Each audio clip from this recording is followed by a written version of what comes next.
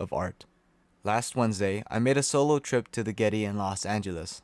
The Getty, despite being 30 minutes away from my home with decent traffic and asking a generous $25 for a mere parking ticket, houses hundreds of beautiful art pieces and artifacts from the past, even until the era of the invention of the first clocks. To my great surprise and liking, even if there was just one of his paintings there, the first painting I visited and would like to talk about is Vincent van Gogh's Irises. Irises is a late 19th century painting of what you can definitely guess to be irises.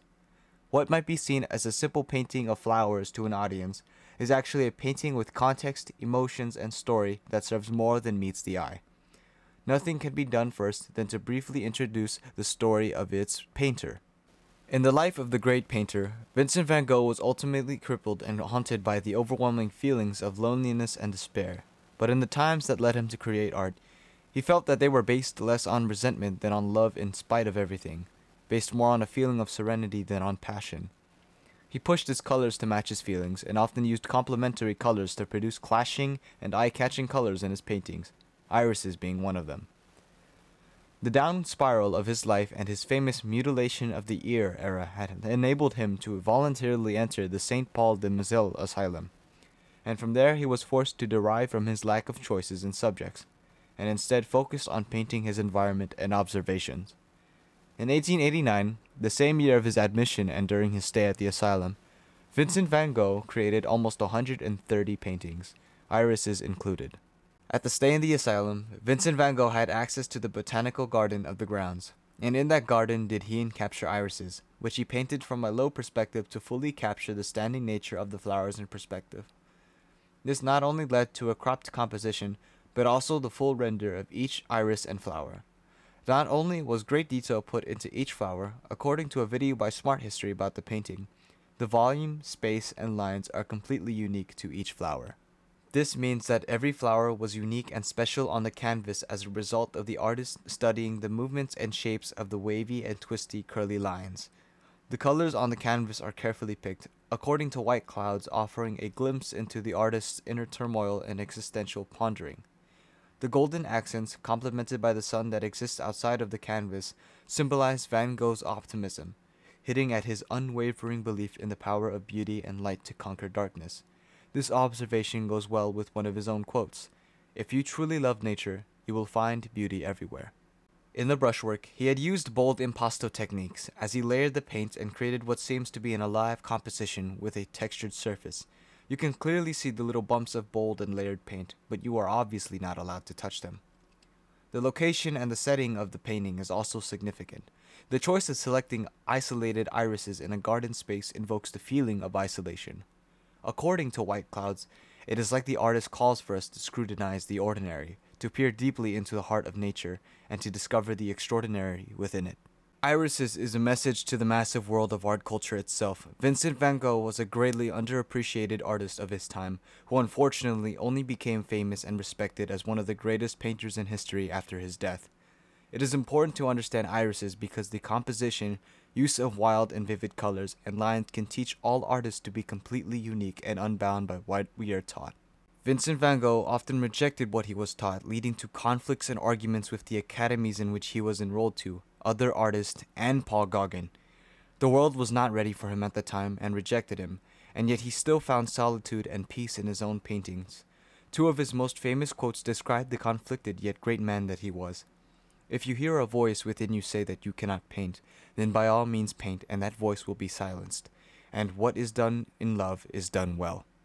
The next and last art piece that caught my eye even before visiting was Perpetual Motion by Japanese photographer Asahachi Kono. Asahachi Kono was born in 1876 within the Kumamoto Prefecture of Japan. In 1898, he moved to the United States at the age of 21. He would then become part of a community of Japanese photographers working in and around downtown Los Angeles in Little Tokyo. He would work at the Iwata Art Store in Los Angeles, and in 1934 would return home and teach the younger generations until his passing in 1943. Perpetual Motion is a product of experimental photography, commonly known as abstracted light photography. The abstraction of light became common after the First World War, at a time where artists began to see light as something that could be sculpted, manipulated, photographed, and filmed. Just like any other marble, Light is now seen by artists as something to be sculpted and shaped into observation. It is not known how Asahichi Kono created this image, even to the Getty. All that is known about this image is that while the photograph was created during his stay in LA, he used the same negative in two different orientations and gave what looks like to be two layers of light circles, likely to be light shown within building materials like pipes or ducts stacked onto each other, not being clear which one is on top or behind the other. Just like the definition of perpetual, the light circles in the photograph do not appear to end and instead are continuous until the point that an object at the end of the tunnels is blocking us from seeing the never-ending light.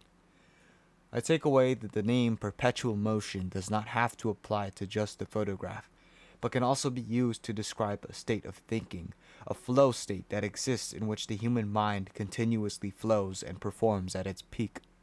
We've all encountered the flow state once. Artists most likely more than a couple times, depending on how focused they like to stay when creating their art. It is not the photograph perpetual motion itself that is culturally influential. It is its own genre, abstract light, that is. I say this because the study and research of shaping and structuring light into visual information after World War I ended up evolving into the invention of holograms in 1948 after World War II. Other than being used to improve the resolution of electronscopes, holograms are three-dimensional shapes imprinted onto special film called holographic polymer using laser technology. It is very confusing and hard to understand, which has led to many misinterpretations in movie and pop culture. From Princess Leia's hologram asking Obi-Wan for help in Star Wars A New Hope in 1977, to Tupac Shakur's 3D holographic performance at Coachella in 2012. Many fail to understand the true process of creating holograms, with many to choose sacrificing said realism for the sake of making it work in front of an audience.